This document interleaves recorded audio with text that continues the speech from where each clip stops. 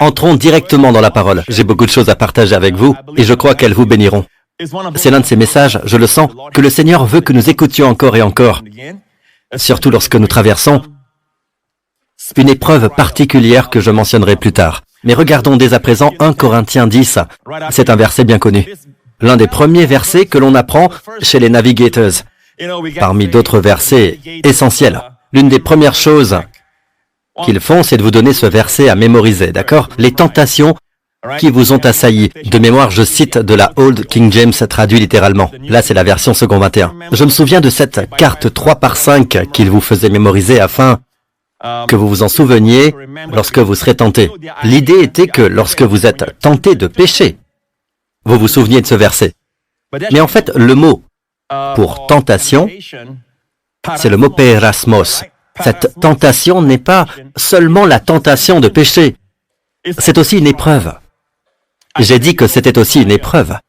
Perasmos, c'est aussi une épreuve. Quand les médecins vous donnent un diagnostic difficile, c'est une épreuve dans votre vie. Amen. Quand vous entendez que vos affaires ne vont pas très bien, que vous recevez des nouvelles, des rapports, cela met votre foi à l'épreuve, n'est-ce pas?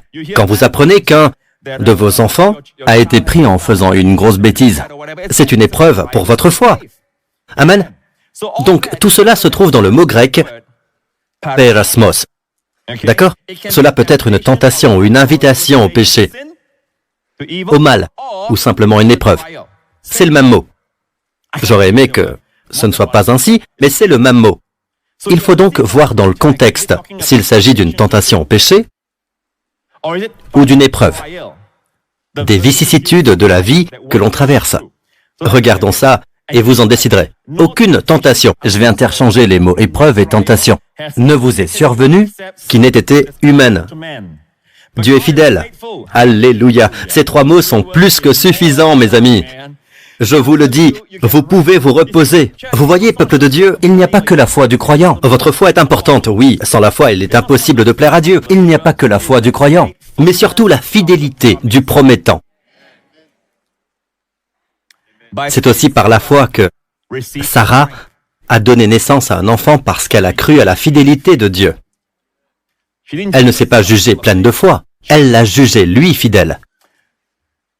Dieu est fidèle et il ne permettra pas que vous soyez mis à l'épreuve ou tentés. Rappelez-vous que j'interchange les mots mis à l'épreuve ou tentés au-delà de vos forces.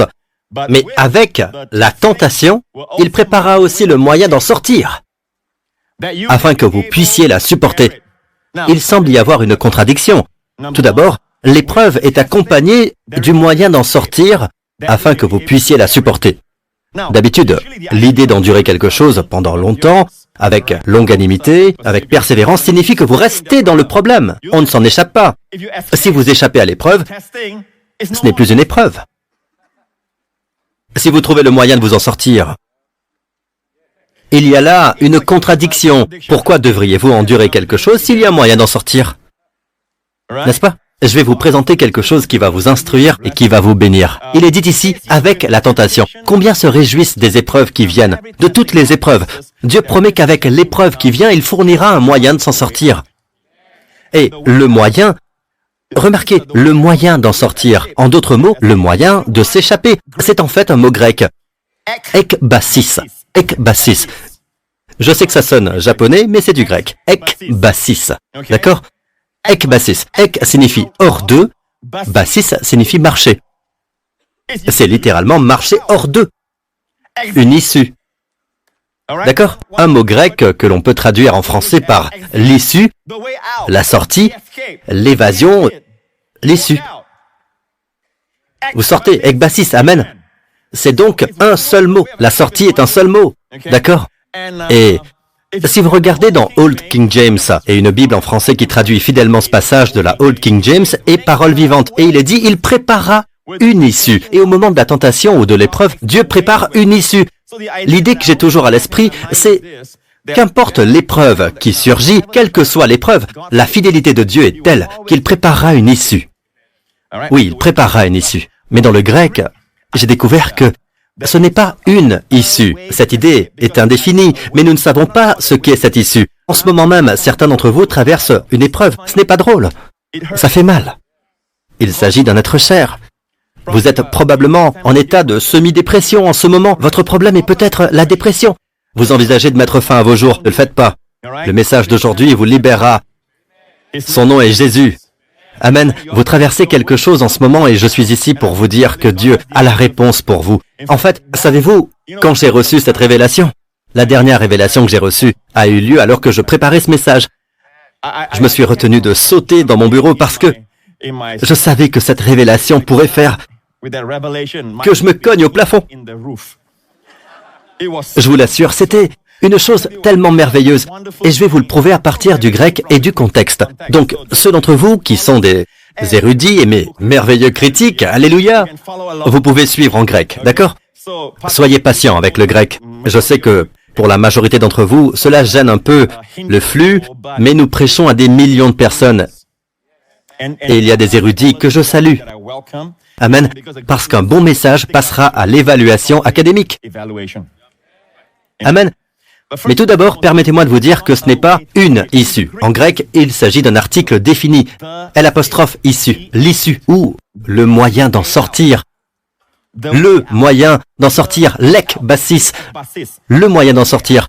Et je mets au défi n'importe quel érudit de le vérifier. D'accord? Ainsi, Old King James et Paroles vivantes ne sont pas très précises, mais dans la New King James ou Second 21, nous avons un article défini, le moyen d'en sortir. C'est plus exact. Quand on dit un, cela signifie qu'à chaque épreuve, il faut trouver un moyen.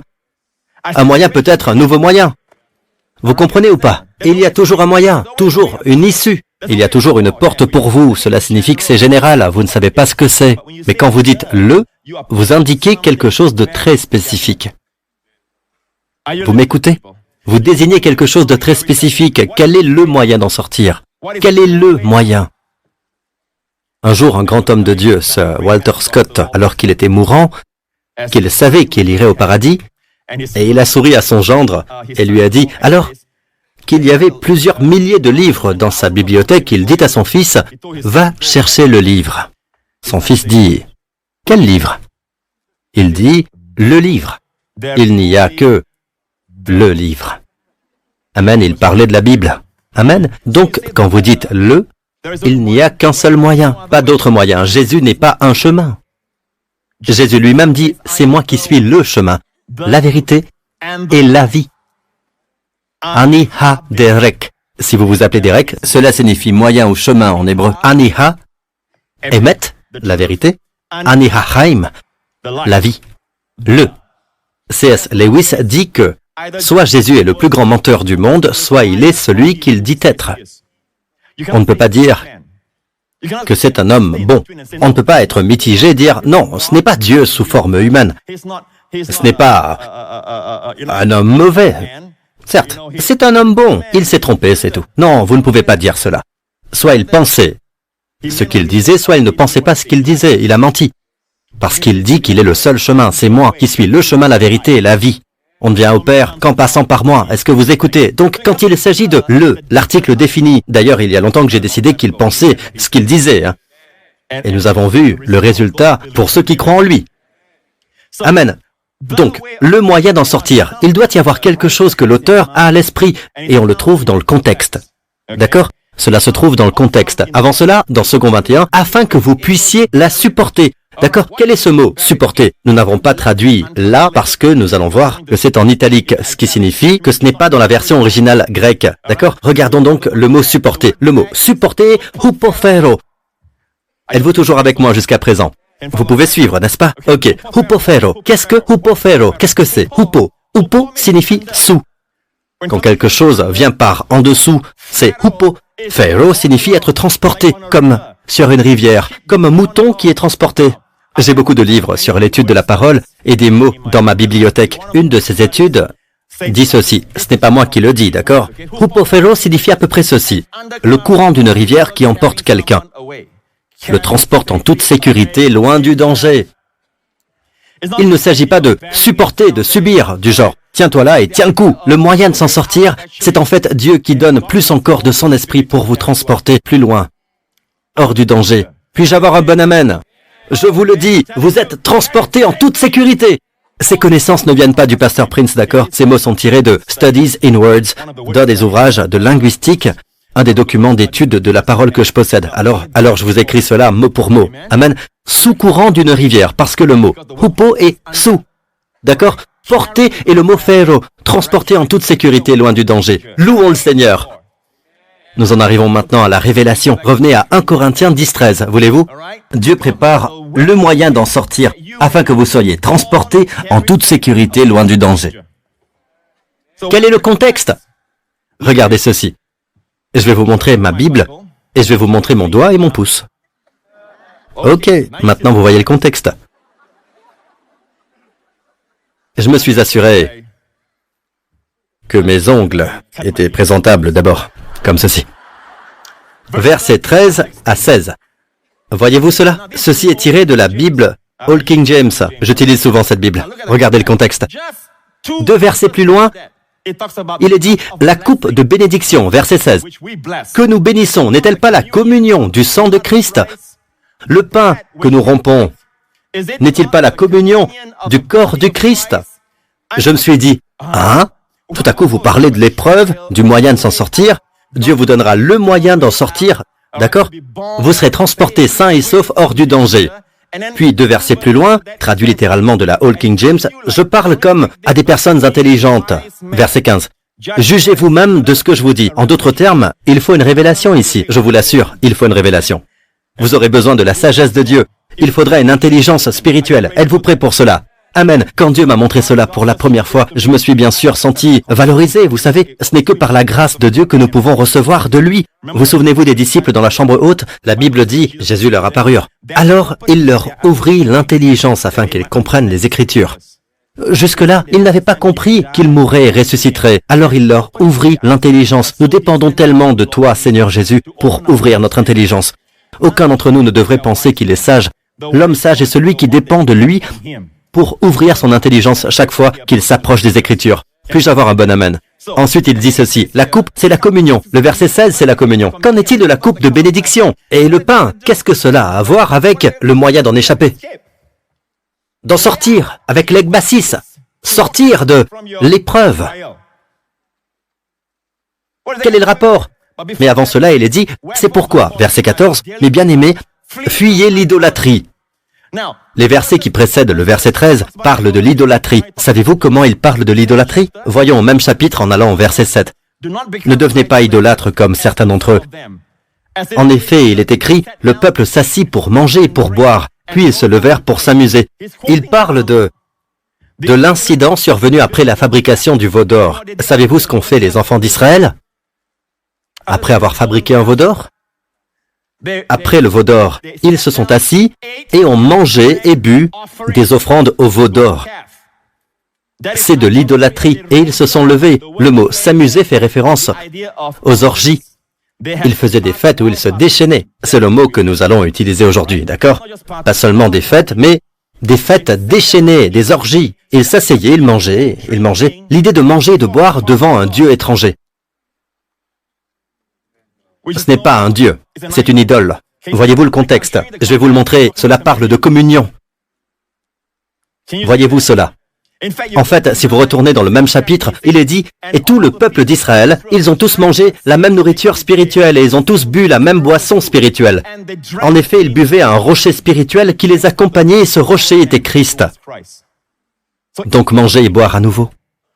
Peuple de Dieu, vous savez bien ce qui est arrivé à l'homme parce qu'il a mangé quelque chose qui a fait tout ce désordre, non? Vous avez entendu ce que j'ai dit? Adam a ouvert sa grande bouche. Tout d'abord. Et il a mangé la chose même que Dieu avait dit de ne pas manger. On peut dire que toutes les malédictions que vous connaissez, tous les maux de ce monde, tout ce qui inquiète les gouvernements des nations, les pénuries économiques, les tremblements de terre, les épreuves. Dieu n'a jamais fait ce monde pour qu'il soit ainsi. Dieu considère même la mort comme un ennemi. Dieu déteste la mort. Dieu déteste le péché. Savez-vous ce que Dieu a fait du péché? Il l'a mis sur Jésus. Dieu aime les pécheurs. À quel point Dieu déteste-t-il le péché? Autant que Dieu aime les pécheurs. Laissez-moi vous expliquer. Une personne que vous aimez beaucoup a le cancer. Aimez-vous le cancer? Bien sûr que non, mais le cancer est dans la personne que vous aimez. Autre question. À quel point vous détestez le cancer? Il faut y répondre par une autre question. À quel point aimez-vous l'être aimé? Car plus vous aimez l'être aimé, plus vous tenez à cet être-là, et plus vous détestez le cancer. Donc Dieu vous aime, mais Dieu déteste le péché. Et la raison pour laquelle Dieu déteste le péché, c'est parce que Dieu vous aime, et que le péché détruit tout ce que Dieu a conçu de bon, comme la bénédiction, comme l'harmonie, comme la paix, comme la santé, comme la vie pour vous et pour vos familles. Dieu ne tue pas la joie. En sa présence, c'est la plénitude de la joie. Amen. La joie pour toujours. Lorsque Jésus était dans la chambre haute, il savait qu'il allait être trahi dans quelques heures. En fait, il venait de demander à Judas de sortir et il faisait nuit. Quelle façon poétique de dire que c'était la nuit. Jésus regarda ses disciples et leur dit, « Je vous ai dit cela afin que ma joie demeure en vous. » Imaginez le visage d'un homme qu'on aurait baptisé dans du jus de citron amer. Il vous regarde et vous dit, « Je vous ai dit cela afin que ma joie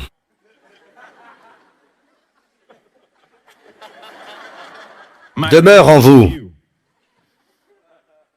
Pierre dirait, « Seigneur, je crois que tu en as besoin plus que nous. » Pas vrai? Tu as besoin de chaque petit morceau de joie, d'accord? Je pense que nous avons nos propres problèmes. En fait, il ne peut s'agir d'une personne comme celle-là. Il faut que ce soit une personne forte, qui sourit, même si dans quelques heures, elle va donner sa vie pour nos péchés. Il les regarde et leur dit, « Hé les gars, je vous ai dit ces choses. N'ayez pas peur, je vous laisse ma paix. Je vous donne ma paix. Que votre cœur ne se trouble pas et ne se laisse pas effrayer. Amen. Je vous ai dit cela afin que ma joie demeure en vous et que votre joie soit complète. » Pasteur Prince, la Bible dit qu'il était un homme de douleur. Frère machin, puisque vous en parlez, pouvez-vous me dire d'où vient ce verset? Je ne sais pas, je vais vous dire. C'est tiré d'Ésaïe 53. D'accord, il est devenu un homme de douleur à cause de ses souffrances. La seule fois où il a été un homme de douleur, c'est quand il a connu la croix, la flagellation, les coups, et cela parce que c'était une transaction. Il a pris nos péchés, nous prenons sa justice, il a pris notre peine, et nous prenons sa joie. Il est devenu une malédiction pour que nous soyons bénis. Je ne me suis toujours pas remis de cette partie sur la malédiction. Il y a quelques semaines, je vous ai dit que lorsque je lisais Galates 3:13, Christ nous a racheté de la malédiction de la loi en devenant malédiction pour nous. Le Fils de Dieu est devenu une malédiction afin de nous racheter. Oui, mais il n'a pas juste porté une malédiction, il est devenu une malédiction pour que la bénédiction d'Abraham puisse venir à nous tous. Ne passez pas à côté de cela, les amis. D'accord? Vous m'écoutez, les amis?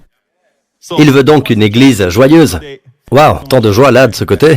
Et je veux vous montrer l'arrière-plan de ce même chapitre, pour vous montrer qu'il s'agit de manger et de boire. Et d'ailleurs, si vous regardez le reste du chapitre 10, il y est question de manger. Ainsi donc, que vous mangiez, que vous buviez ou quoi que vous fassiez, faites tout pour la gloire de Dieu. Ça parle de manger et de boire. C'est pourquoi le chapitre suivant parle de l'apôtre Paul qui dit, c'est 1 Corinthiens 11. En effet, j'ai reçu du Seigneur ce que je vous ai transmis. Le Seigneur Jésus, la nuit où il a été arrêté, a pris du pain. L'apôtre Paul, dans le chapitre suivant, 1 Corinthiens 11, dit, j'ai reçu du Seigneur ce que je vous ai transmis. Le Seigneur Jésus, la nuit où il a été arrêté, a pris du pain. Il l'a rompu et a dit, ceci est mon corps qui est rompu pour vous. De même, il a pris la coupe. Il a rendu grâce et il a dit, ceci est mon sang, versé pour la rémission des péchés. Maintenant, peuple de Dieu, je vous pose une question. Pourquoi Paul a-t-il dû dire au chapitre 11, « J'ai reçu du Seigneur ce que je vous ai transmis ». Il aurait pu prendre de Pierre, il aurait pu prendre de Matthieu. Matthieu, Marc et Luc ont rapporté dans les évangiles synoptiques que Jésus a institué la communion, le repas du Seigneur. Mais le Seigneur Jésus, Le Christ présent, glorifié et élevé, pensait que la communion était si importante qu'il en a donné une révélation personnelle à l'apôtre Paul. Et Paul lui-même a dit, « J'ai reçu du Seigneur ce que je vous ai transmis la nuit où il a été arrêté. » En d'autres termes, il ne l'a pas reçu de Matthieu, il ne l'a pas reçu de Marc, de Luc ou de Jean. Il l'a reçu du Seigneur. Pensez-vous que le Seigneur qui est aujourd'hui au ciel, à la droite du Père, considère important que vous ayez une révélation à ce sujet? Je sais que ça dépend. Il y a des églises, des dénominations aujourd'hui qui ne font même plus la communion. Il y a ceux qui la font une fois tous les 2 mois. Il y a ceux qui la font une fois par mois. Il y a ceux qui n'ont que du pain. Mais laissez-moi vous dire ceci. Je pense que le diable essaie de réduire le moyen d'en sortir. Il essaie de l'annuler, il essaie de vous faire perdre de vue le moyen d'en sortir. Vous m'écoutez? Revenons donc à 1 Corinthiens 10, le contexte, d'accord? Verset 13. Très bien. La coupe de bénédiction que nous bénissons, n'est-elle pas la communion du sang de Christ? Le pain que nous rompons, n'est-il pas la communion du corps du Christ? Le contexte est donc très clair, d'accord? Tout d'un coup, il parle de la communion. Cela n'a pas de sens. Et connaissant l'apôtre Paul, c'est un enseignant très systématique, pas vrai? Il est très intelligent. Mais lorsqu'il s'agit de la Bible, Dieu orchestre tout. Aucun verset n'est sorti de son contexte. Je vous ai déjà montré les versets. Le peuple s'assit pour manger, pour boire, puis ils se levèrent pour s'amuser. Passons maintenant au verset 16, sur l'écran. La coupe de bénédiction que nous bénissons, n'est-elle pas la communion au sang de Christ? Ce mot communion est le mot koinonia, qui signifie communauté. D'accord? Association. Pas qu'un esprit de fraternité, vous pouvez être en communauté avec moi, mais je vous ai rencontré hier. C'est une communauté du genre d'une communauté autour d'un thé, une sorte de camaraderie. Mais ici, ce serait plutôt quelque chose de plus intime. Une participation intime. Une participation intime. Vous m'écoutez? Ce mot est également utilisé dans le cas d'un mari et d'une femme qui sont intimes. Ils se disent des choses, n'est-ce pas? Il y a des choses qu'ils disent et font et dont personne d'autre n'a connaissance. Ils sont intimement impliqués.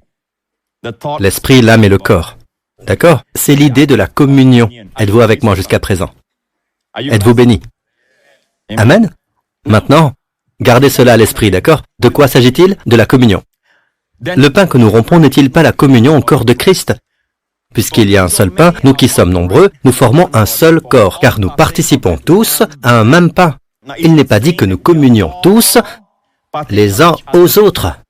Certains enseignent, quand vous prenez le pain, souvenez-vous que c'est le corps du Christ. Non. Jésus n'a jamais dit qu'il s'agissait du corps mystique du Christ. Nous sommes le corps du Christ. Quand vous prenez le pain, quand le pain est avec la coupe de vin, c'est toujours son corps physique. Ceci est mon corps. Il ne fait pas référence au corps mystique qui viendra. Vous écoutez? Et ici, c'est très précis. Nous qui sommes nombreux, nous formons un seul corps, car nous participons tous à un même pain. En d'autres termes, nous sommes un seul pain, un seul corps, parce que nous participons tous au corps de Jésus. Vous avez compris? D'accord. Voyez les Israélites. Nous revenons à l'ancien Israël. Ceux qui mangent les animaux offerts en sacrifice, ne sont-ils pas en communion avec l'autel? Je vais vous dire quelque chose. Il est dans votre intérêt aujourd'hui, si votre corps souffre, s'il y a un diagnostic, quel qu'il soit, quel que soit ce que les médecins vous ont dit, laissez-moi vous dire ceci. Vous avez intérêt à partager les bénéfices de la croix. Votre question est comment faire? Voyez les Israélites. Ceux qui mangent les animaux offerts en sacrifice ne sont-ils pas en communion avec l'autel? L'autel, c'est la croix.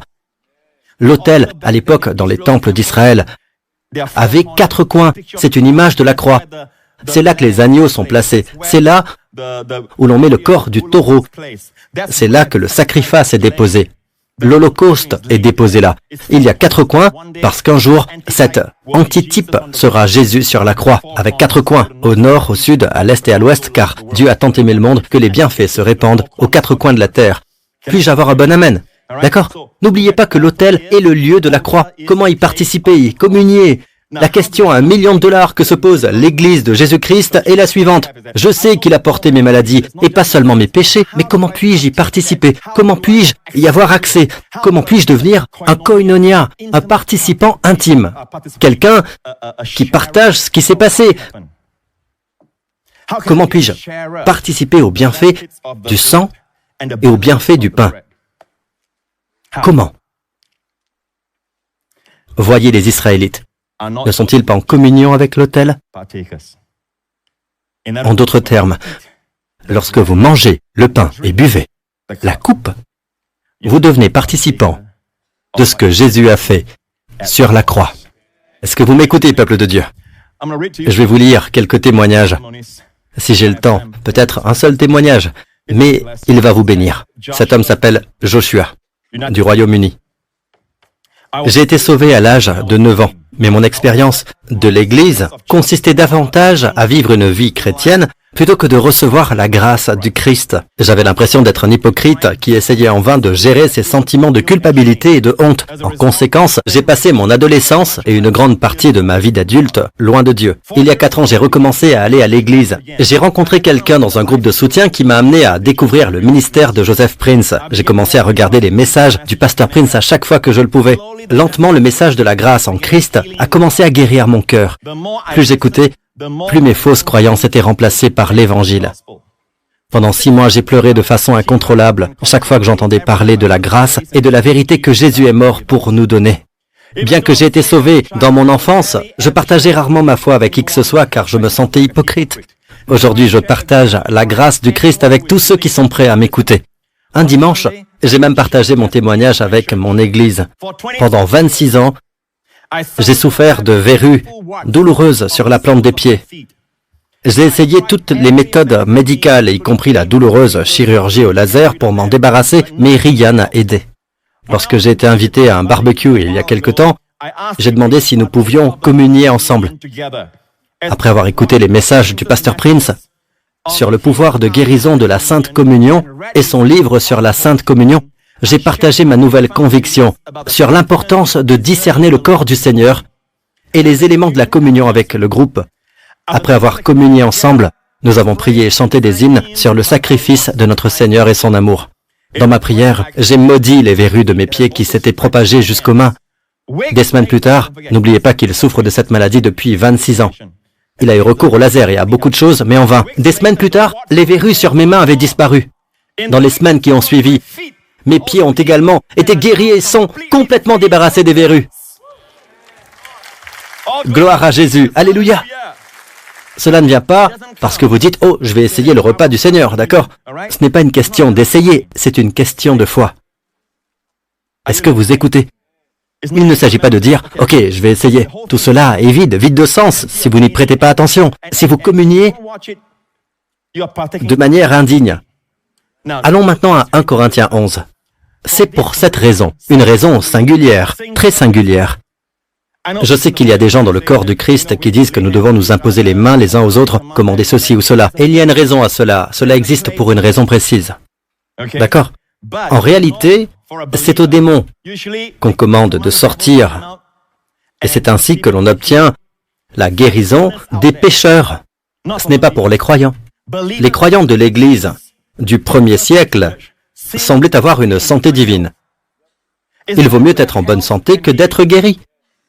J'ai dit qu'il valait mieux être en bonne santé que guéri. Mais si vous êtes malade, cherchez la guérison. Mais ne restez pas là, ne vivez pas de guérison en guérison. Commencez à marcher dans la santé. Les croyants rompaient donc le pain de maison en maison, tous les jours. Je le répète, vous n'avez peut-être pas compris. Ils rompaient le pain de maison en maison tous les jours. Et certaines personnes pensent que nous sommes extrêmes. Nous le faisons une fois par semaine. Eh bien, l'Église primitive dans le livre des Actes, le premier jour de la semaine, ils se réunissaient pour rompre le pain. Qui était l'orateur invité? L'apôtre Paul. N'oubliez pas que Paul était un orateur. Il n'est pas dit que le premier jour de la semaine, ils se sont réunis pour écouter Paul. Ils se sont réunis pour rompre le pain. Acte 20. Si vous avez le temps, lisez-le. Pendant le long discours de Paul,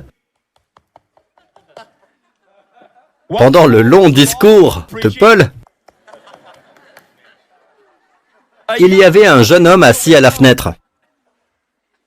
D'accord? Il y avait 3 étages. Tout était également symbolique. 3 étages, le 3e ciel.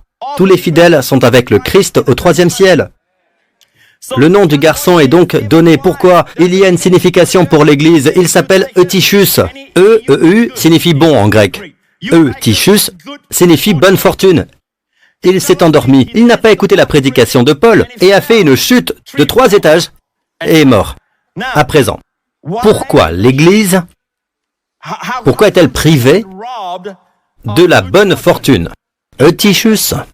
Nous n'écoutons pas la prédication de Paul. Comme dans une autre histoire, dans les Actes des Apôtres, le navire de la chrétienté avait Paul à son bord, mais ils ont refusé d'écouter Paul. Alors qu'ils risquaient de faire naufrage, Paul leur a dit, il aurait fallu m'écouter. Nous devons écouter la révélation de Paul, en particulier la révélation de la grâce. Dieu l'a donnée à Paul. Toutes les Écritures sont inspirées, toutes les Écritures sont importantes, mais elles ne sont pas toutes écrites pour nous, pour l'Église. Certaines sont écrites pour les Juifs, d'autres pour nous. Et c'est Paul qui dit, j'ai reçu du Seigneur au sujet de la scène. Alors vous m'écoutez tout le monde? D'accord? Nous y voilà.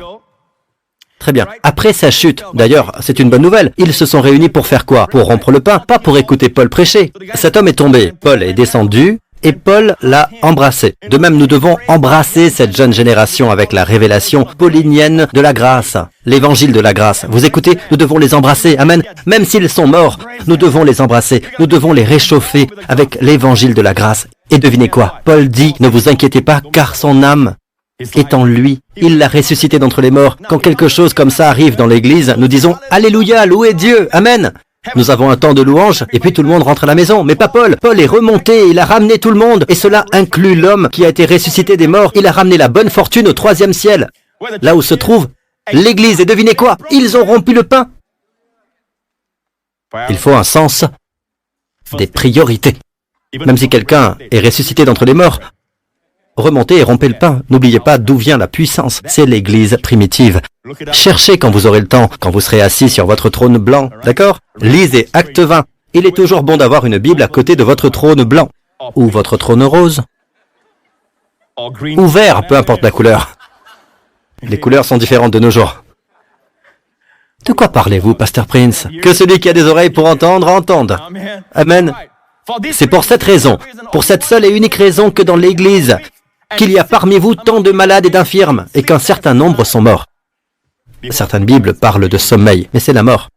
Je parle clairement. À l'époque, on parlait de sommeil. Pour un croyant, la mort n'est plus une terreur, il n'y a plus d'aiguillon. Jésus a vaincu la mort. On dit que le croyant s'endort. Un pécheur meurt. Un croyant dort jusqu'à ce que Jésus ressuscite son corps, n'est-ce pas? Mais regardez ceci. Une raison. C'est pour cette raison, pas des raisons avec un S. J'ai vérifié dans le grec, le mot raison est au singulier. Tant. J'aurais aimé qu'ils disent peu, tant de maladies et d'infirmes, et qu'un certain nombre sont morts. Quelle est la raison? Quelle est la raison? Regardez le verset précédent.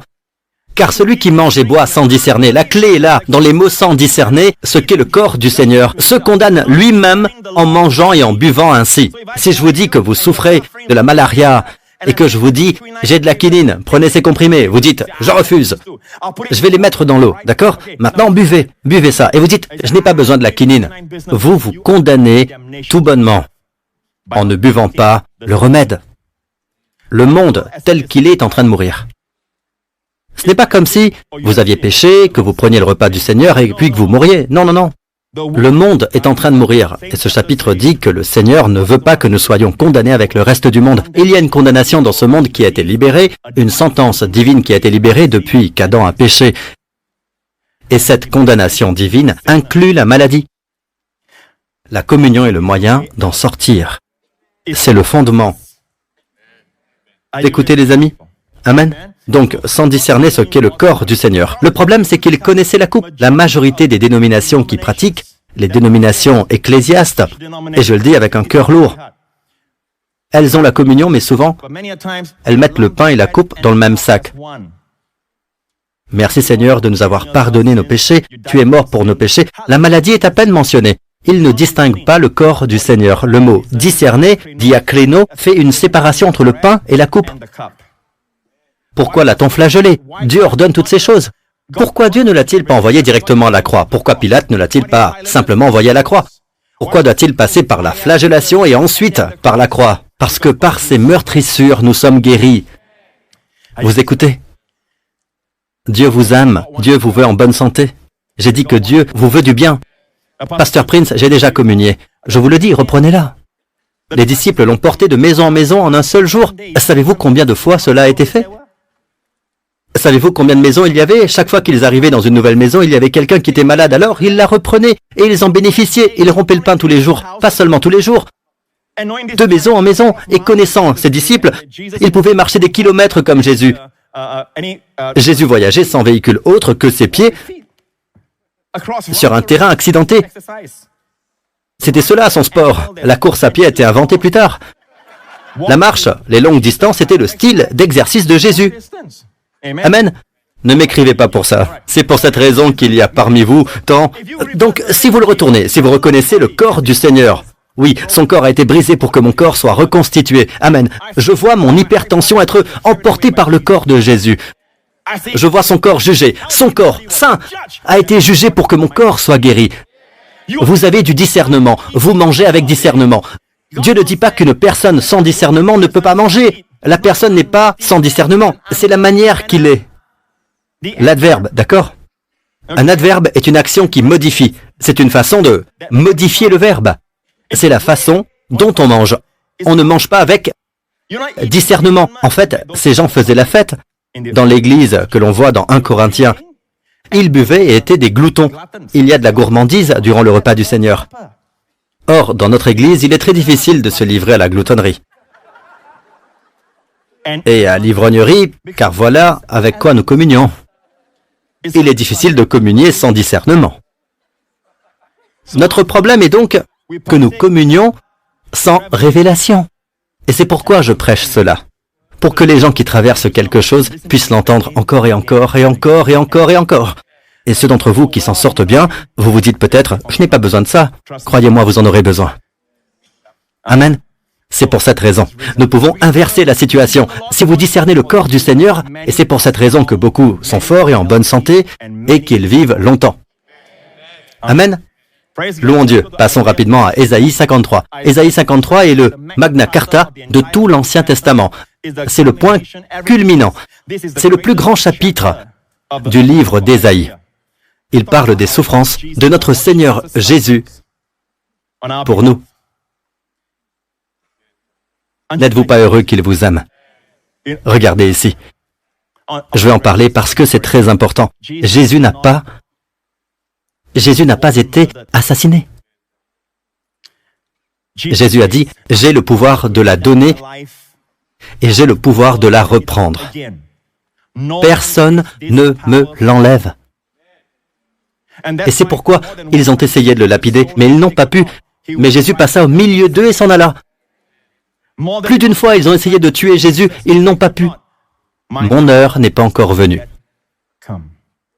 Il a le pouvoir. Lorsqu'ils sont venus l'arrêter, dans le jardin de Gethsémani, des soldats, armés de bâtons et d'épées, de solides soldats, sont venus. Une légion d'entre eux est venue l'arrêter et il a dit, « Qui cherchez-vous » Ils lui répondirent, « Jésus de Nazareth ». La Bible dit qu'il s'avança et prononça le nom grandiose et sublime de Dieu que Dieu avait révélé à Moïse. « C'est moi où je suis ». Lorsqu'ils dirent « Nous cherchons Jésus de Nazareth », il s'avança et dit « C'est moi ». Moïse a demandé à Dieu « Qui dirais-je qui m'a envoyé ?» Dieu a répondu « Je suis celui qui suis ». Et maintenant, celui qui est dit « C'est moi ». Savez-vous ce qui est arrivé à tous les soldats? Ils reculèrent et tombèrent par terre. C'est ça le pouvoir, d'accord? Il ne s'est pas fait arrêter parce qu'il ne pouvait pas faire autrement.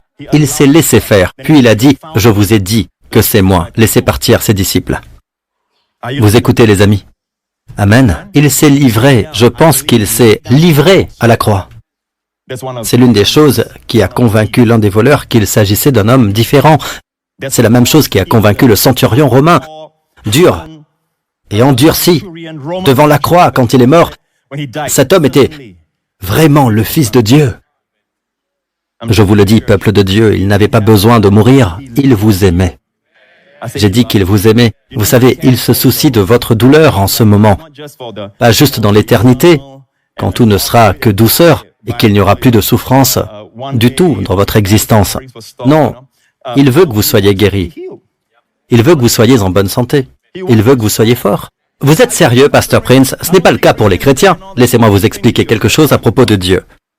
Nous avons eu tant de témoignages de gens qui ont commencé à le découvrir, et l'un des plus grands témoignages que nous recevons est celui de personnes délivrées de la toxicomanie, de la pornographie, de la dépression, en confessant « Je suis la justice de Dieu en Christ ».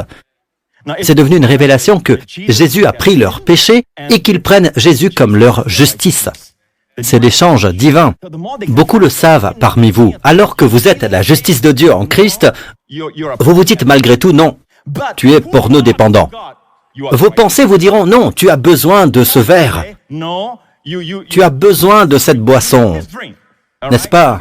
Tu ne pourras pas t'en défaire. Mais Dieu vous regarde et vous dit « Tu es ma justice en Christ ». Je dois vous le dire, nous avons beaucoup de témoignages. Allez sur josephprince.com et allez dans la section des témoignages. Vous verrez par vous-même le nombre de personnes qui confessent « Je suis la justice de Dieu en Christ », même lorsqu'ils sont dans le péché. Et puis un jour, le désir pour la pornographie, le désir d'alcool, le désir de drogue disparaît. La dépression disparaît. Vous m'écoutez? Ce que je dis, c'est que même si vous avez encore des symptômes de péché dans votre vie, ne vous identifiez pas au péché. Ce n'est pas ce que vous êtes. Lorsque vous êtes né de nouveau, vous êtes la justice de Dieu en Christ. Donc, plus vous vous identifiez à ce que vous êtes, cela ne veut pas dire que vous ne péchez plus. Vous pouvez pécher, mais vous pécherez de moins en moins. Vous m'écoutez, peuple de Dieu? Plus vous vous identifiez à la vérité, et c'est la vérité. Nous n'essayons pas de dire « Prétendez que vous êtes Pasteur Prince. Vous savez, je me sens sale, impur, j'ai l'impression de vouloir la mauvaise chose. Comment pouvez-vous dire que je suis la justice de Dieu? Êtes-vous né de nouveau? Oui, alors vous êtes la justice de Dieu en Christ. » Comme l'a dit un homme au pasteur après s'être marié, le pasteur les a déclarés mariés femmes. Il a pris le pasteur à part et lui a dit « Pasteur, je ne me sens pas marié. » Le pasteur l'a secoué en disant « Vous êtes marié !» Si j'avais été ce pasteur, je ne l'aurais pas secoué. Je l'aurais secoué avec un point d'exclamation. D'accord? C'est la même chose avec le péché. Plus vous vous identifiez, même s'il y a du péché en vous, plus vous vous identifiez avec le fait que vous êtes la justice de Dieu en Christ, ça ne veut pas dire que vous ne péchez plus, mais vous péchez de moins en moins. Maintenant, écoutez bien. Plus vous vous identifiez au fait que Jésus a pris vos maladies, et plus vous commencez à le faire, c'est la vérité. Plus vous le faites, plus vous prenez la communion. Cela ne veut pas dire que vous ne serez plus malade, mais vous le serez de moins en moins. Mon conseil, commencez dès maintenant. Commencez à vous identifier à la vérité. Le Saint-Esprit est appelé l'Esprit de vérité. La vérité, pourquoi? Lorsque vous croyez à un mensonge, par exemple, lorsque le diable vous dit « Tu es sale, tu es impur », et que vous allez voir Dieu en disant « Oh mon Dieu, j'ai encore péché alors que je t'avais promis de ne pas le faire la dernière fois, je me sens tellement impur, inutile ». L'Esprit Saint s'arrête, c'est comme s'il avait croisé les mains, il n'a rien à témoigner. Vous dites des mensonges. Rien que des mensonges. Tu racontes des mensonges, mon petit. Ce ne sont que des mensonges. Et vous savez qui est le père du mensonge, n'est-ce pas? Alors, plus vous mentez, mais je me sens... Allez-y, dites ce que vous ressentez, et ne dites pas ce que vous pensez que Dieu pense. Ne savez-vous pas que le point de vue, le paradigme à travers lequel nous devons tous regarder, c'est à travers les yeux de celui qui est la vérité? Des enfants sont morts parce qu'ils ont regardé une piscine avec leurs yeux en pensant qu'elle était peu profonde. Elle semble peu profonde. Cela a tué beaucoup de gens. Il faut s'en remettre à la parole de Dieu. Il y a quelques années, un homme très célèbre, issu d'une famille illustre qui a vécu beaucoup de tragédies impliquant plusieurs membres de cette famille. Un jour, il était avec sa femme et un ami pour l'un de ses premiers vols autonomes. Mais il traversait une tempête et il faisait nuit. J'ai vu ça sur Nat Geo. Ils essayaient de trouver la cause du crash. Son avion s'est écrasé. Un très bel homme. Il est mort. Et ils ont dit que la conclusion était parce qu'il n'avait pas beaucoup d'expérience. Quand on vole dans le noir, on ne sait pas si on monte ou si on descend. On a l'impression de monter tout droit alors qu'en fait on descend.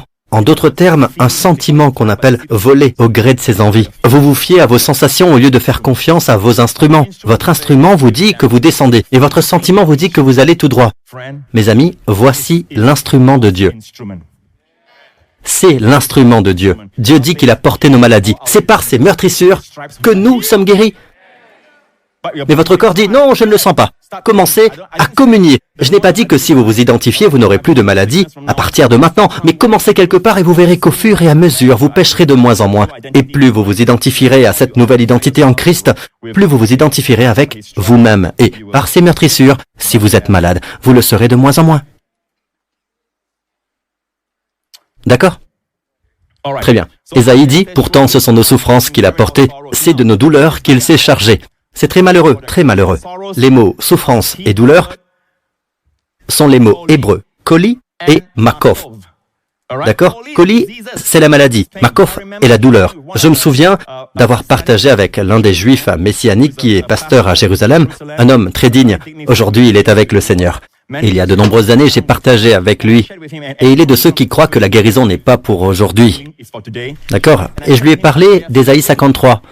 Je lui ai dit, est-ce que c'est koli et makoph? Et il a répondu, oui. Un homme âgé, très digne. J'ai dit, le koli est-il une maladie ou une maladie spirituelle comme certains érudits essaient de nous le faire croire? Il m'a répondu, non, c'est toujours une maladie physique. Et qu'en est-il de la douleur physique? Il a alors examiné l'ensemble. A-t-il dit.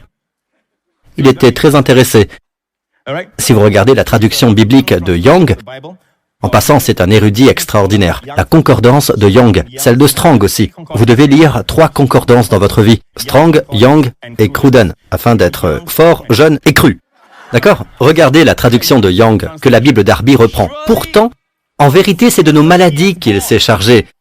Et ce sont nos souffrances qu'il a prises sur lui. Existe-t-il une autre occurrence dans la Bible? Oui, Dieu merci pour le ministère de Jésus. Matthieu 8, il a pris nos faiblesses, c'est le Nouveau Testament. Ainsi s'accomplit ce que le prophète Ésaïe avait annoncé. Il a pris nos faiblesses et s'est chargé de nos maladies. Il s'agit ici d'infirmités physiques, des faiblesses, des infirmités, des maladies et des douleurs. C'est très très clair. Pasteur Prince, vous êtes sûr? D'accord, puisque vous n'êtes pas convaincu, hein, vous petits incrédules, laissez-moi vous montrer le verset 16, le contexte. Ne le sortez jamais de son contexte. Voici le contexte, verset 16. Le soir venu, on amena vers Jésus de nombreux démoniaques, il chassa les esprits par sa parole. Il y a la délivrance des démons et guérit tous les malades. Je suis si heureux qu'il les ait tous guéris. Je me demande si les gens lisent leur Bible. J'ai dit que je me demandais si les gens lisaient leur Bible. Il n'a pas guéri tout le monde en Israël, il a guéri tous ceux qui venaient à lui. Rappelez-vous de cela. Guérit tous les malades. Ainsi s'accomplit ce que le prophète Ésaïe avait annoncé. Il a pris nos faiblesses et il s'est chargé de nos maladies. Il est donc très clair que le contexte fait référence à la maladie physique, la guérison physique. La Bible interprète la Bible. Amen. Bon. Revenons à Ésaïe 53. Allez au verset 5. Mais il a été blessé pour nos transgressions. Il a été meurtri pour nos iniquités. Le châtiment de notre paix a été sur lui. Et par ses meurtrissures, nous sommes guéris. Regardez ceci dans 2 21. Mais lui, il était blessé à cause de nos transgressions. Brisé à cause. D'ailleurs, brisé est le mot juste.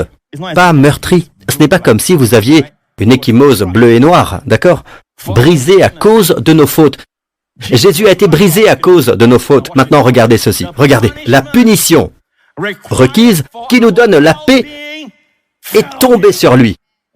Et c'est par ces blessures que nous sommes guéris. La punition était requise. En hébreu, le mot qui signifie bien-être est shalom. Le châtiment pour notre paix était sur lui. La punition avec en vue votre bien-être. Lorsque Jésus a subi le châtiment, il s'est relevé à plusieurs reprises. Je pense qu'il est tombé et qu'il s'est relevé pour que tous ceux qui ont des problèmes avec leurs jambes puissent se tenir debout. Alléluia. Amen. Pour ceux qui ne peuvent pas marcher, il est tombé alors qu'il portait la croix afin que vous puissiez marcher. Amen. Les lacérations ont coupé tous les nerfs nécessaires pour marcher. Pourtant, il a marché. Pas étonnant qu'il soit tombé à plusieurs reprises, au point où ils ont dû appeler Simon pour l'aider, car il a porté tout cela pour vous et moi, par la meurtrissure duquel vous avez été guéris. Et d'ailleurs, le mot meurtrissure en grec dans 1 Pierre 2, verset 24, par la meurtrissure duquel vous avez été guéris. C'est au singulier une seule meurtrissure. T.J. McCrossan, spécialiste de la langue grecque, l'a dit il y a de nombreuses années. T.J. McCrossan est un érudit grec extraordinaire. Et il dit que si Jésus avait été battu, les meurtrissures sur son dos auraient laissé des éclats de chair. Le mot en grec aurait dû être au pluriel, meurtrissure avec un S. Mais s'ils ont battu Jésus jusqu'à ce qu'il n'y ait plus de peau, dans le livre des psaumes, il est dit « Je pourrais compter tous mes os ». Jésus l'a vécu réellement. S'il n'y avait plus de peau, alors il faut utiliser le singulier par la meurtrissure duquel vous avez été guéri.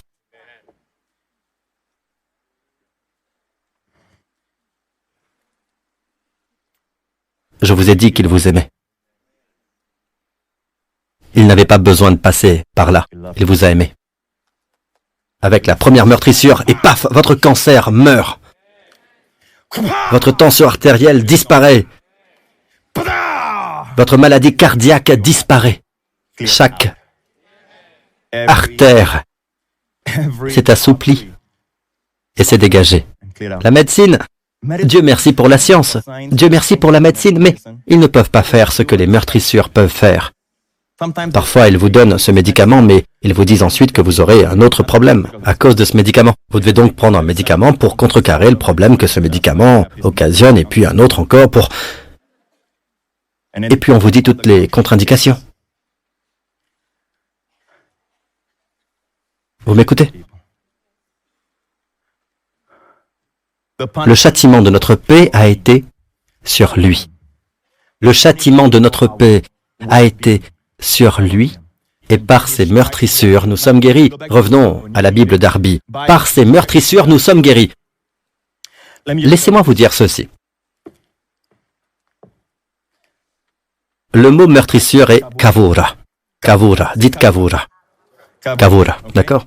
Le mot kavura signifie meurtrissure et blessure, mais pendant un certain nombre d'années, je l'ai découvert parce que j'aime l'hébreu. J'ai appris autant d'hébreu que possible.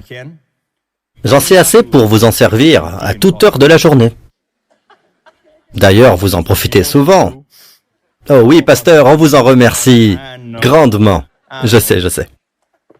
Mais quand j'ai étudié l'hébreu, j'ai découvert que le mot meurtrissure, kavura, ne signifie pas seulement les meurtrissures sur son dos, c'est aussi le mot pour communauté, association. De quel kavura êtes-vous? J'ai donc vérifié auprès des Israéliens. Aujourd'hui encore, ils vous diront de quel kavura êtes-vous, de quelle association, de quelle communauté êtes-vous. Aujourd'hui encore, c'est kavura. Le mot kavura a deux significations. Pourquoi Dieu, qui a inventé, qui a créé la langue hébraïque, pourquoi a-t-il mis kavura à la fois comme meurtrissure et comme communauté? Revenons à 1 Corinthiens 10. La coupe de bénédiction que nous bénissons n'est-elle pas la participation intime? C'est le mot grec koinonia. En hébreu, kavura. Maintenant, je le sais. Mais pendant des années, je ne le savais pas. Retournons à Ésaïe pour mieux comprendre. Puisque je sais, par ces meurtrissures, nous sommes guéris, comprenez bien que ces meurtrissures étaient réelles, les meurtrissures sur son dos. Par ces meurtrissures, nous sommes guéris, oui, c'est l'interprétation première, mais Dieu nous dit comment nous pouvons participer, communier. Dieu nous dit que c'est par la communion avec ces meurtrissures. Pendant des années, en rentrant d'Israël, je me suis creusé la tête et j'ai dit, kavura, par son association. Qu'est-ce que je fais? J'adore et je communie avec lui. Que dois-je faire? Dieu peut-il me donner un verset de la Bible qui dise que c'est cela, la communion avec lui? Eh bien, devinez quoi? Je l'ai trouvé dans 1 Corinthiens, où il est dit que prendre la coupe de bénédiction et la communion au sang de Christ. Le pain que nous rompons est la communion au sang de Christ. Waouh!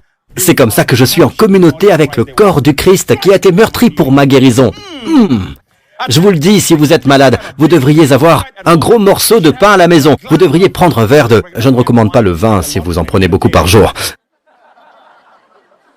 Tu sais, chérie, je suis désolé, mais le pasteur Prince a dit que je dois en prendre beaucoup durant une journée. Alors, j'ai acheté ce vin. Tu dois comprendre que c'est pour le Seigneur. Tout est pour le Seigneur. Ne racontez pas de bêtises, d'accord? C'est un mauvais témoignage que d'être ivre, d'accord? C'est un mauvais témoignage. Alors, laissez-moi vous dire ceci. Prenez un morceau de pain, vous n'avez pas besoin de la coupe, d'accord? Vous n'avez pas besoin d'une coupe. Mais Pasteur Prince, pourquoi dites-vous tous cela? Est-ce que c'est obligé d'être comme ça? Oubliez la coupe. C'est une image. Mais même une miette peut chasser le diable de la fille de cette femme.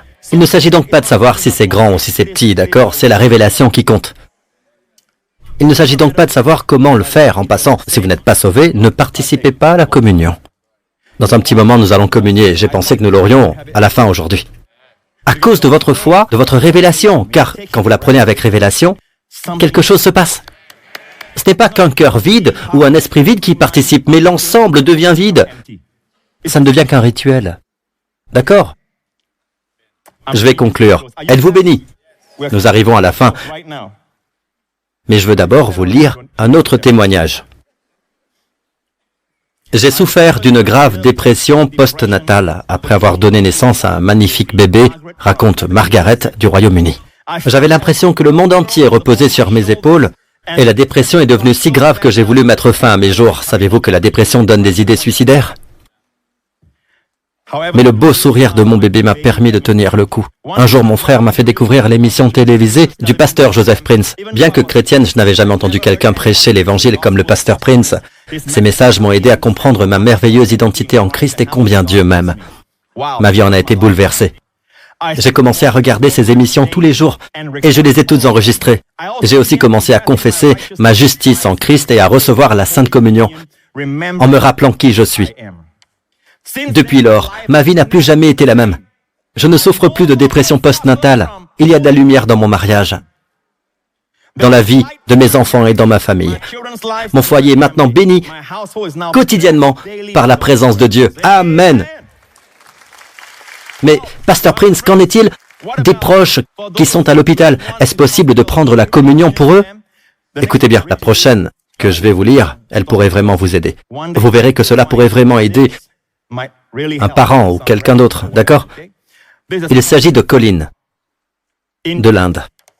En octobre 2015, Rama, la belle-mère de la sœur de ma femme, a été hospitalisée après avoir subi un accident vasculaire cérébral qui a paralysé le côté droit de son corps. Elle souffrait également d'une glycémie extrêmement élevée, ce qui peut aggraver un accident vasculaire cérébral. Son médecin a également constaté que son œsophage était tordu et lui a posé une sonde d'alimentation pour éviter qu'elle ne s'étouffe en mangeant ou en buvant. Ma femme et moi avions partagé les sermons en DVD Pasteur Prince sur la Sainte Communion et l'huile d'onction avec Dipesh, le fils de Rama. Lorsqu'il est arrivé à l'hôpital, il a prié sur Rama avec l'huile d'onction. Au bout de 5 minutes, elle a bougé sa main droite. La famille a également communié au repas du Seigneur. Même si nous étions dans une autre ville, nous avons partagé la foi avec eux. Vous pouvez le faire, n'est-ce pas? Le Seigneur peut guérir à distance, sans problème. Amen. Cette nuit-là, Rama a retrouvé toute la mobilité de son bras droit et de sa jambe. Mais elle ne pouvait pas se tenir debout parce qu'elle avait perdu l'équilibre. Le lendemain, elle a fait 2 fois le tour du service toute seule, sans aucune perte d'équilibre. Après un accident vasculaire cérébral et un taux de sucre élevé dans le sang. Mais elle a commencé à cracher le lait qu'on lui donnait. Le médecin voulait réinsérer la sonde d'alimentation, ce qui était une procédure douloureuse. Mais Rama a réussi à l'éviter car elle a pu manger normalement après le retrait de la sonde. Son œsophage n'était plus tordu. Rama est sorti de l'hôpital le 4e jour. Un autre patient souffrant de la même maladie que Rama a été admis le même jour et n'avait même pas ouvert les yeux. Donc, le même état, admis le même jour. Le 4e jour, la personne avait toujours les yeux fermés. Le frère de ma femme, qui est médecin, nous a dit que la guérison de Rama était médicalement impossible. Son taux de glycémie est resté instable pendant toute la semaine suivante. Nous avons partagé avec elle ce que nous avions appris du pasteur Prince, à savoir qu'il fallait lâcher prise et de laisser Dieu s'occuper d'elle. Ce soir-là, Rama et sa fille ont communié. Maintenant, Rama elle-même a communié, n'est-ce pas? Si votre proche est inconscient ou hospitalisé, vous pouvez communier au nom de votre proche. Mais dès que la personne est réveillée, c'est elle qui communie. Cette nuit-là, Rama et sa fille ont pris part au repas du Seigneur et dirent au Seigneur qu'elle ne pouvait pas, mais que lui le pouvait. Son taux de glycémie s'est ensuite stabilisé. Rama est maintenant une croyante convaincue. Louons le nom de Jésus. Amen, amen, amen. Dieu est si bon. Amen. Je pense que la dernière partie sera très intéressante pour ceux d'entre vous qui ont l'impression que vous avancez en âge. D'accord?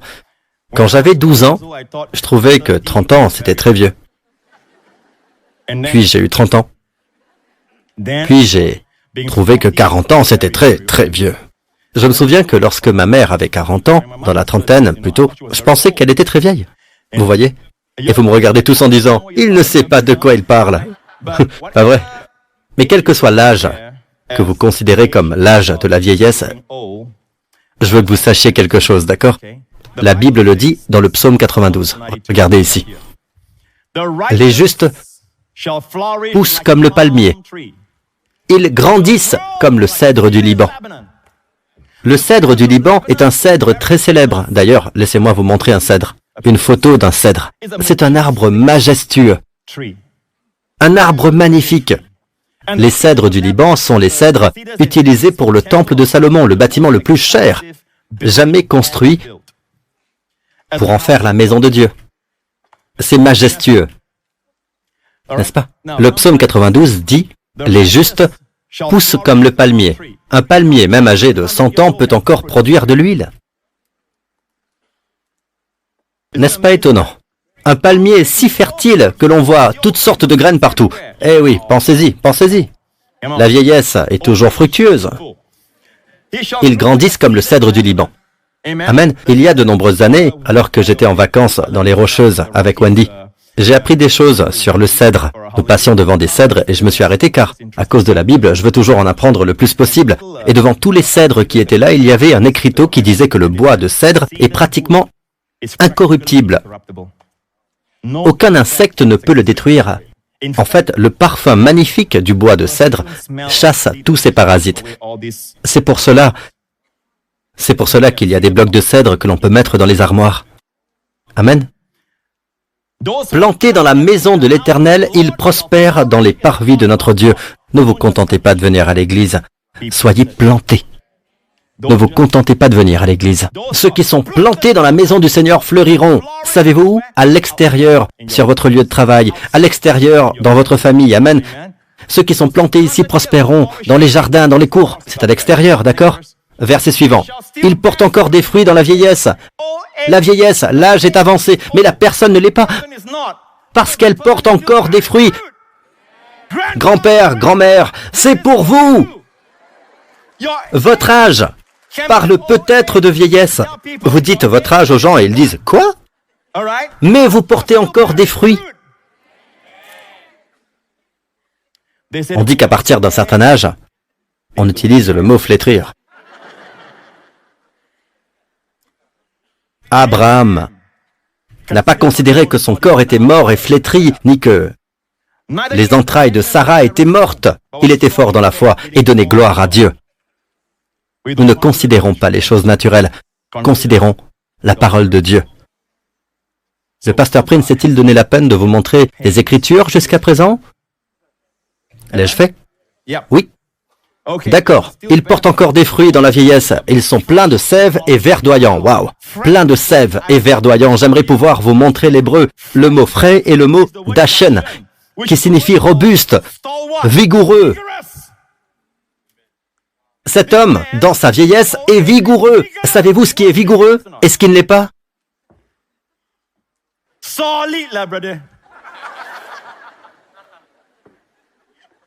Dans la Bible, dans Ésaïe, il est dit que les adolescents se fatiguent. Les adolescents se fatiguent et s'épuisent. Les jeunes gens se mettent à trébucher. Qui comptent sur l'Éternel renouvellent leurs forces. Ils prennent leur envol comme les aigles. Ils courent sans s'épuiser. Ils marchent sans se fatiguer. Quel est le secret? Ceux qui comptent sur le Seigneur. Notez-le quelque part, le mot pour « qui compte sur l'Éternel », c'est en fait se réunir, être en communion. Kava. Le mot est kava en hébreu. Kava signifie une corde qui est entrelacée et qui devient forte.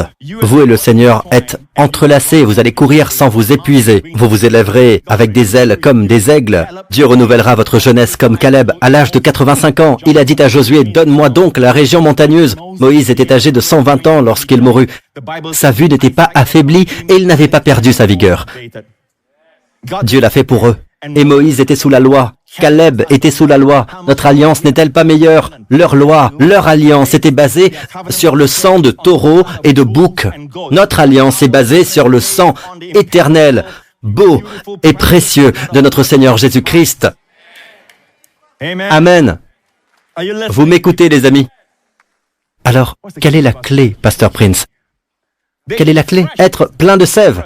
C'est être vigoureux, verdoyant. C'est rahanan en hébreu, ce qui veut dire vert. Littéralement, aujourd'hui, quand on dit vert, on utilise ce mot rahanan. Vous serez vigoureux et toujours vert. Qu'en pensez-vous? Si vous regardez l'arbre, il a plus de 100 ans, mais il est toujours vert. Et les autres, après 30, 40 ans, sont déjà bruns.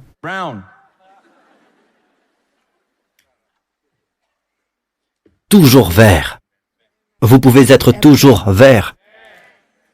Pourquoi Dieu veut-il cela? Pourquoi Dieu veut-il cela pour son peuple? Ce n'est pas seulement pour vous, vous savez, pour annoncer, pour témoigner que l'Éternel est droit. Il est mon rocher et il n'y a aucune injustice en lui. Pour que les gens autour voient que Dieu est annoncé.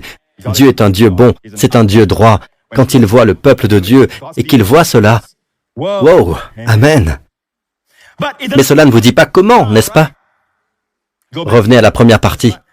Ils grandissent comme le cèdre du Liban. La clé, c'est le cèdre du Liban, d'accord? Donc ces gens, dans leur vieillesse, portent encore des fruits. Ils sont encore verts. Ils sont encore vigoureux. Cela ne vous dit pas ce qu'ils ont fait, n'est-ce pas? Oui, vous devez revenir la semaine prochaine pour le savoir. Vous voulez savoir maintenant? Mais il est temps de conclure. Hein? Vous voulez le savoir maintenant? Juste un verset, d'accord? Regardez. Dites tous cèdre du Liban. Quand Dieu m'a donné cela, oui, je connaissais ce passage depuis longtemps. Quand Dieu me l'a donné dans ma chambre, j'ai failli me cogner la tête au plafond parce que cela m'avait fait saliver. Je pouvais presque nager dans ma salive. J'étais sonné. Avoir des fruits dans la vieillesse, être toujours vert, vigoureux, portant des fruits, s'épanouir dans les jardins, comme le cèdre du Liban, comme un palmier. Ça me faisait rêver, saliver. Je ne peux pas l'expliquer. Et puis, hop, au cours d'une de mes études, Dieu m'a donné la clé. Ils grandissent comme, pas seulement le palmier, mais comme le cèdre du Liban. Interprétation de la Bible par la Bible. Laissez-moi vous montrer ce verset des psaumes, verset 104. Ils sont bien nourris, les arbres de l'Éternel. Il y a dans ce verset, dans ce passage, la même idée, n'est-ce pas? Toujours vert, bien nourri. Donner des fruits dans la vieillesse, plein de sève. Les cèdres du Liban qu'il a plantés. Voilà notre clé. N'est-ce pas? Si vous pensez qu'il ne parle que des arbres, détrompez-vous. Comme le dit Dieu, tu ne mettras pas de muselière au bœuf quand il foule le grain. Puis il dit, Dieu s'inquiète-t-il des bœufs? Bien sûr que Dieu se soucie des animaux, mais pensez-vous que lorsque Dieu dit tu ne mettras pas de muselière au bœuf quand il foule le grain, laissez-le manger. Ne lui couvrez pas la bouche, ne soyez pas comme un Singapourien. Ouais. Vous voyez de quoi je parle? D'accord? Et Dieu dit, laissez-le manger. Laissez-le manger. Puis il dit, Dieu s'inquiète-t-il des bœufs? Non. Paul dit que Dieu s'occupe du serviteur qui propage la parole de Dieu. Qu'il soit béni. Qu'il soit béni, c'est son travail. Qu'il soit payé, c'est son travail. Paul en a parlé dans les Corinthiens. Vous pouvez le lire, ce n'est pas mon message aujourd'hui. D'accord? Ce que j'essaie de dire, c'est que lorsque Dieu donne une illustration sur le fait de ne pas museler le bœuf, Dieu pense aux serviteurs à plein temps, à ceux qui dépendent de la générosité des gens. D'accord?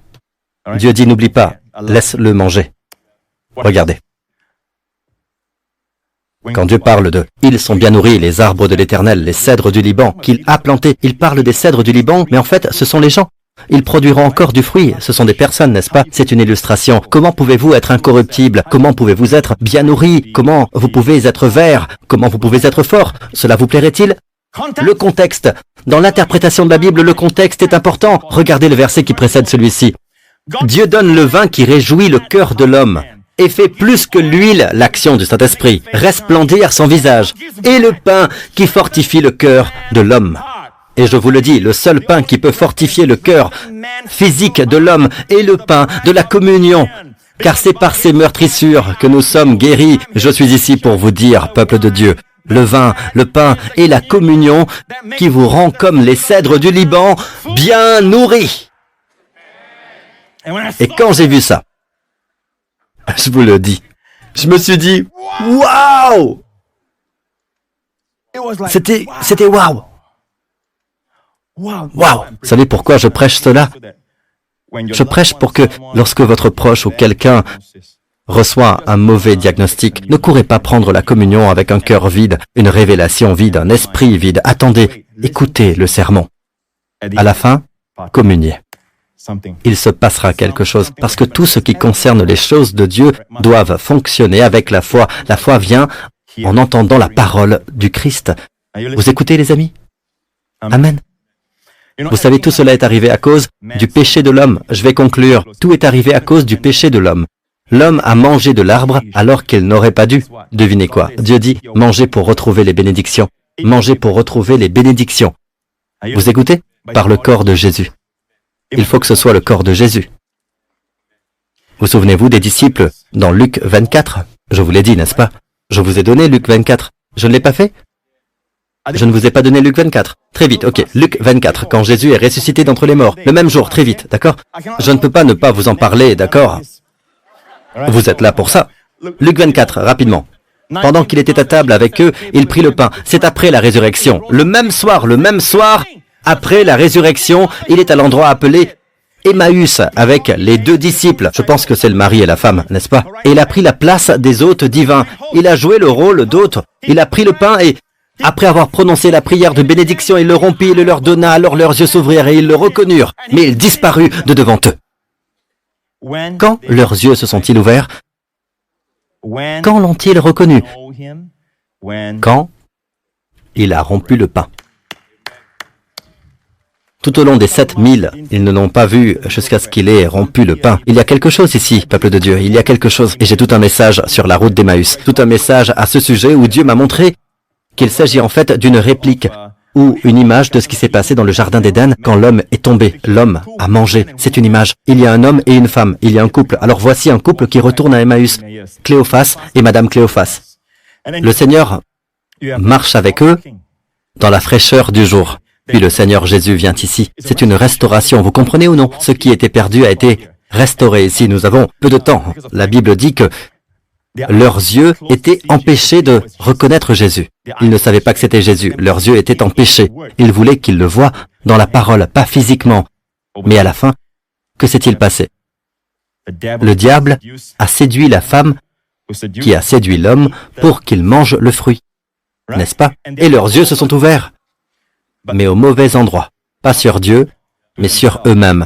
Comme vous êtes pécheurs, comme vous êtes sales, comme vous êtes nus. Mais ici, la restauration. Leurs yeux se sont ouverts. Ils ne se sont pas vus eux-mêmes, ils l'ont vu lui. En regardant les types, les deux histoires, je vous propose ceci. Adam et Ève ont mangé, communié de l'arbre de la connaissance du bien et du mal, n'est-ce pas? Ce qu'ils n'ont pas mangé, c'est de l'arbre de vie. Puis-je vous dire que la communion est l'arbre de vie? Il est votre justice, il est votre justice, il est votre sainteté. Êtes-vous bénis? Êtes-vous bénis? Vous savez que c'est la partie restauration. Et vous savez ce qui s'est passé? Il a disparu. Ça ne veut pas dire qu'il les a quittés. Il a disparu de leur vue. Il était toujours là. Il ne les quittera jamais. Il a parcouru 7000 à pied. Ils viennent de parcourir 7000, mais après la communion, ils peuvent à nouveau parcourir 7000. Ils sont retournés trouver les autres disciples et ont dit « Hé, nous avons vu le Seigneur !» Suivons le récit. Alors les deux disciples racontèrent ce qui leur était arrivé en chemin et comment ils l'avaient reconnu au moment où il rompait le pain. Ils ont tout raconté. Maintenant, regardez ceci. Ils parlaient encore quand Jésus lui-même se présenta au milieu d'eux et leur dit « Que la paix soit avec vous !» Alors qu'ils parlaient de rompre le pain, le Seigneur aime cela. C'est pourquoi il se montre encore maintenant. Amen. Quand il parlait de rompre le pain, Jésus est apparu. Pensez-vous qu'il soit descendu du ciel à ce moment-là? Non, il était là tout le temps. Il ne les a jamais quittés. Autrement dit, d'un pain à l'autre. Il a disparu et il a réapparu. Annoncez la mort du Seigneur jusqu'à ce qu'il vienne. En premier lieu, jusqu'à ce qu'il vienne, signifie qu'il viendra dans les nuages pour nous emmener tous dans l'enlèvement. Mais jusqu'à ce qu'il vienne peut aussi vouloir dire de continuer à communier jusqu'à ce qu'il se manifeste à vous. Je ne sais pas ce qu'il en est pour vous, mais moi je me sens béni. Je pense que vous êtes vraiment prêts maintenant à recevoir la communion. Êtes-vous prêts? Très bien, passez les éléments de la communion. Vous les avez tous dans vos mains, n'est-ce pas? Êtes-vous prêts? Rappelez-vous, il ne s'agit pas d'être conscient de votre propre maladie. Il s'agit d'être conscient de Jésus. Amen, d'être conscient de lui. Je vais dire ceci à nouveau. Vous n'avez pas à répéter les mots exactement. Quand vous venez à l'église, je le dis aussi aux pasteurs, ce n'est pas comme si les pasteurs devaient vous guider mot à mot. Je pense que nous devons arrêter de faire cela. Vous êtes assez grand et assez vieux. C'est votre propre prière à Dieu. Nous vous guiderons de temps en temps, d'accord? Mais faites votre propre prière. Ne laissez pas le pasteur Lorenz embrasser cette fille pour vous. Amen. Vous savez, le mot adoration signifie embrasser. Embrasser le Seigneur. Vous devez embrasser le Seigneur vous-même. Amen. Vous savez quoi dire, mais le principe est le suivant. Soyez conscient du Seigneur. Il dit, faites ceci en souvenir de moi, pas de vous-même, pas de vos problèmes, pas de votre maladie. Cessez de penser à vous. Il s'agit de lui. Regardez-le comme il est beau, comme les cèdres du Liban. Amen. Regardez comme il est majestueux, comme il est plein de miséricorde, de gentillesse, de tendre miséricorde, de bonté, comme il est plein d'amour, de compassion. Il n'était pas obligé de le faire, mais il a choisi de descendre, de mourir sur cette croix pour nos péchés, mais avant d'être suspendu à la croix, il a choisi d'aller au poteau du fouet, au poteau de la flagellation. Et ils l'ont flagellé, et ils l'ont flagellé à nouveau, et ils l'ont flagellé encore et encore, et c'est par ces meurtrissures que nous sommes guéris. Par sa blessure, par sa meurtrissure, son dos était si déchiré, vous voyez maintenant cela dans l'esprit, voyez cela. Lorsque cette meurtrissure s'est formée sur son dos, votre cancer est mort, votre tumeur a disparu. Lorsque cette meurtrissure s'est formée sur son dos, votre tension artérielle s'est normalisée. Lorsque cette meurtrissure s'est formée sur son dos, votre insomnie et votre manque de sommeil ont disparu. Par cette meurtrissure, quelle que soit votre condition, dites « Seigneur Jésus, je te remercie de m'avoir guéri par ta meurtrissure. » Dites-lui maintenant, par ta meurtrissure, je suis guéri de... Il peut s'agir de plusieurs choses, mais dites simplement par ta meurtrissure. Je te remercie Seigneur, c'est un temps d'action de grâce, pas de supplication. Merci Seigneur, c'est par tes meurtrissures que tout a été fait. Vous ne lui demandez pas de recommencer, vous le remerciez. C'est un temps de louange, d'action de grâce. Merci Seigneur, par tes meurtrissures, je suis guéri. Dans mon cœur, par ta meurtrissure, je suis guéri de l'oubli. Par ta meurtrissure, je suis guéri dans mon cerveau. Par ta meurtrissure, je suis guéri dans ma mémoire. Par ta meurtrissure, je suis guéri dans mes chevilles. Par ta meurtrissure, je suis guéri aux genoux, peu importe ce que c'est. Mais voyez-le, ne vous contentez pas de le répéter comme un perroquet. Voyez-le, voyez-le, voyez-le, portez les meurtrissures. Quand vous êtes prêts, communiez.